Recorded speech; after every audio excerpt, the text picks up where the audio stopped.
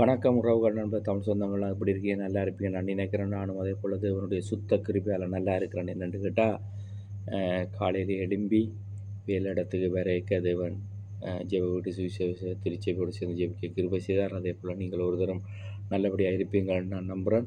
அதே போல் உங்கள் அனைவருக்கும் தமிழ் புத்தாண்டு நல்வாழ்த்துக்கள். நீங்கள் ஒவ்வொருத்தரும் சுகபலத்தோடு சந்தோஷத்தோடு சமாதானத்தோடு இந்த ஆண்டு முழுக்களும் கடந்து செல்ல உங்களுக்கு தேவன் கிருபை செய்வார். அதே போல் இன்றைய நாள் உங்களுக்கு மகிழ்ச்சியாக அமைய இரக்கம் பாராட்டுவார் தேவன். அப்படியாக நாங்கள் அடுத்த கட்டம் கடந்து போவோம். நீங்கள் வன்னிமலத்தில் யூடியூப்புக்கு வந்து பெல் பட்டனை அமர்த்தி சப்ஸ்கிரைப் பண்ணுறவர்கள், ஃபேஸ்புக் நண்பர்கள், யூடியூப் நண்பர்கள் எல்லாருக்கும் மீண்டுமாக இனிய தமிழ் புத்தாண்டு நல்வாழ்த்துங்கள். அதே போல் நீங்கள் ஒவ்வொருத்தரும் உங்களுடைய வேலிடங்கள், உங்களுடைய வீடு வாசல்கள், உங்களுடைய தொழில் ஸ்தாபனங்கள் எல்லாத்தையும் தேவன் நிறைவாக ஆசீர்வதிப்பார். நானும் கூட காலையில் எழும்பி ஒரு நாளும் என்னுடைய இந்த இடத்துக்கு வந்து இந்த வேலையை முடித்துக்கொண்டு அடுத்த வேலைக்கு போக தேவன் கிருபை செய்கிறார். அதற்காக தேவனை கூடான கூடி சூத்திரம் செலுத்துகிறேன். நீங்கள் ஒவ்வொருத்தரும் உங்களுடைய வேலையிடங்களாக இருந்தாலும் சரி, உங்களுடைய தனிப்பட்ட வாழ்க்கையாக இருந்தாலும் சரி, உங்களுடைய குடும்ப வாழ்க்கையாக இருந்தாலும் சரி, இந்த நாட்டில் மிகவும் ஞானமாகவும் தெளிவாகவும் நல்ல சிந்தனையோடு நடந்து கொள்ளுங்கள். அதே போல் ஒரு தம்பி அடித்து கேட்டிருந்தார், என்னோடு பேங்கை பற்றி சில விடயங்களை சொல்லுங்கள் அண்ணாண்டு கேட்டிருந்தார். என்னை பொறுத்தவரை இங்கே நீங்கள் கிரெடிட் எடுக்கலாம். வீட்டு கிரெடியோ, வாகன கிரெடியோ, கடக்கிரெடியோ, காசு கிரெடியோ எதுவும் எடுக்கலாம்.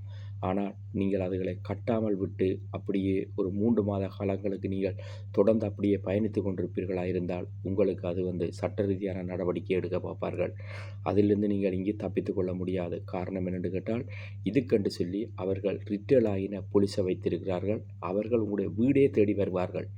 வந்து உங்களோடு அதை குறித்து பேசுவார்கள். முதல் கட்டம் திரும்ப 6 மாதத்துக்கு உங்களுக்கு டைம் தருவார்கள். அதுக்கும் நீங்கள் சரிவரவில்லை என்று சொன்னால் பொங்கு பிரான்ஸுக்கு போகும். பொங்கு பிரான்ஸுக்கு போச்சு என்று சொன்னால் முற்று முழுதாக உங்களுடைய பேங்கில் நீங்கள் எதுவுமே செய்ய முடியாது. எந்த விதமான ஒரு குண்டூசியை கூட நீங்கள் கிரெடிட்க்கு வாங்க முடியாது. அப்படியான சூழ்நிலைகள் இருக்கிறது.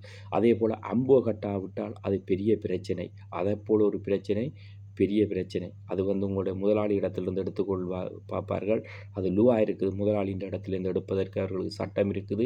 அவர்கள் அதை எடுப்பார்கள். அதையெல்லாம் நீங்கள் என்ன செய்ய வேண்டும் என்று கேட்டால், எப்பொழுது நீங்கள் கவனமாக அதுகளை கட்டிக்கொள்வது நல்லதாக இருக்கும். அதே போல் நீங்கள் வாகனம் வைத்திருக்கிறீர்கள் கேட்டால், இன்சூரன்ஸ் ஒரு தடவை கட்டாமல் இருந்தால் அடுத்த தடவை எடுப்பார்கள். 2ஆம் தரம் கட்டாமல் இருந்தால் அது 3ஆம் தரம் அவர்கள் எடுக்க மாட்டார்கள். அப்படி ஒரு வருஷத்துக்காக கணக்கு பண்ணுவார்கள். அதில் உங்களுக்கு அநேக ஃப்ரை, அதாவது வட்டி வீதம் ஒன்று போட்டு அதை எடுக்க பார்ப்பார்கள். அப்படி இருக்கும்போது உங்களோட வாகனங்கள் ஏதாவது பிரச்சனையாகி நடந்தால் இன்சூரன்ஸ் உங்களுக்கு கை கொடுக்காது. மிக கவனம் இன்சூரன்ஸ். அதே போல் நீங்கள் வாகனத்துக்கு இன்சூரன்ஸ் போடும்போதும் லைஃப் இன்சூரன்ஸ் இங்கே இருக்குது. அது நீங்கள் வடிவாக கதைத்தீர்கள்டா செய்து தருவார்கள். வேலிடத்தில் ரெஸ்டாரண்ட் கைவெட்டுப்பட்டால், இல்லது நீங்கள் வேலிடத்தில் விழுந்தால், இல்லது ரோட்டில் நீங்கள் போகும்போது இது நடந்தால், வாகனத்தோடு உங்களுக்கு இது நடந்தால், அதுக்கென்று சொல்லி ஒவ்வொரு கட்டமான இன்சூரன்ஸ் இருக்குது. இங்கே ஏமாற்ற மாட்டார்கள். நாங்கள் சரியான முறையில் அதுகளை கட்டி ஒரு சம்பவம் நடந்து சரியான பேப்பர்கள், டாக்டருடைய சர்டிஃபிகேட்டுகள் எல்லாம் கொடுப்பமாக இருந்தால் அவர்கள் சரியான முறையில் முழுவிதமான காசுகளையும் உங்களுக்கு தருவார்கள். அதில் எந்த மாற்று கருத்தும் இல்லை. அடுத்த கட்டமாக என்னென்று கேட்டால், நீங்கள் இப்போ பேசினல் கிரெடிட் எடுத்து போட்டு நீங்கள் அதில் விடுகிற பிழைகளுக்கும் உங்களுக்கு சரியான முறையில் நீங்கள் செய்யப்படாட்டி அதுகளுக்கும் தனிநபர்களுக்கு இருக்குது. அதே போல் ஒரு சொசைட்டி திறந்துட்டு நீங்கள் சொசைட்டியை சரியான முறையில் நடத்த முடியாமலுக்கு நீங்கள் அதை மூடுகிறீர்கள் என்று சொன்னால், சரியான முறையில் கொந்தாவில் வச்சு அதை சரியான முறையில் கணக்கு வழக்கு பார்த்துலாம் மூடாவிட்டால் மீண்டும் உங்களுடைய விசாவில் இங்கே பிரான்சில் சொசைட்டி திறக்க முடியாது. அதனால் உசாப்புக்கு கவனமாக காசு கட்ட வேண்டும். அதே போல் அம்போக்கு கட்ட வேண்டும். அதே போல் நீங்கள் மேரியலுக்கு கட்ட வேண்டியது கட்ட வேண்டும். மேரியிலிருந்து வர பூவல்களுக்கு கட்ட வேண்டும். இப்படியாக அநேக விஷயங்கள் இருக்கிறது. நானும் இந்த கடைகளோடு நடந்திருக்கிறேன், ரெஸ்டாரண்ட்களோடு நடந்திருக்கிறேன்.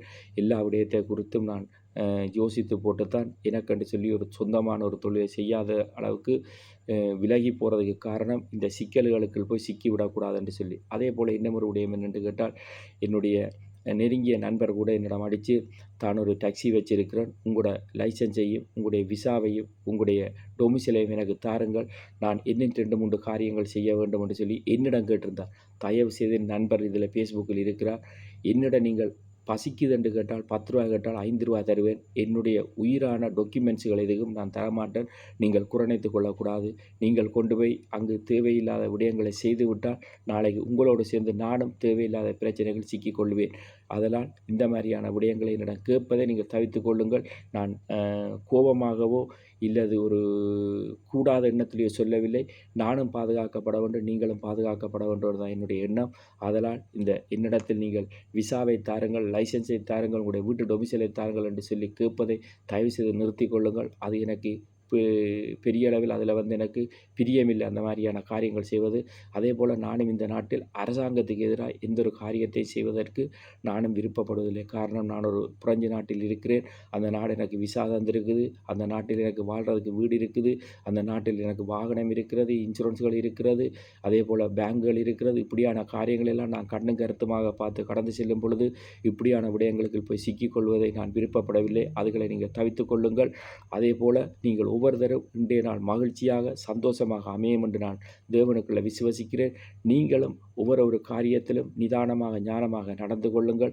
அதே போல் இலங்கையிலும் இன்றைய நாள் மகிழ்ச்சியாக இருக்கும் உங்களுடைய தாய்நாட்டில் மிக மகிழ்ச்சியாக அந்த காரியங்கள் எல்லாம் இன்றைக்கு தமிழர் புது வருடம் என்றதால் அவர்கள் மிக மகிழ்ச்சியாக கோயில்களுக்கு சென்று நல்லபடியாக அதுகளை கொண்டாடுவார்கள் நம்புகிறேன். அதே போல் மத்திய கிழக்கு நாடும் மிக போராடி கொண்டிருக்கிறார்கள். நாலா பக்கத்திலும் போர் நடந்து கொண்டிருக்கிறது. எங்கு போய் முடிய போதென்று தெரியவில்லை. அதெல்லாம் நல்லபடியாக முடிய இறைவன் உதவி செய்வார் என்று நான் நினைக்கிறேன். அதே போல் நீங்கள் ஒவ்வொருத்தரும் சுகபலத்தோடு இருக்கும்படியாக உங்களிடமிருந்து விடை பெற்றுக் கொள்கிறேன். உங்கள் வன்னிமடத்தில் யூடியூப் அண்ட் நன்றி வணக்கம் நண்பர் தமிழ் சொந்த உறவு அனைவருக்கும்.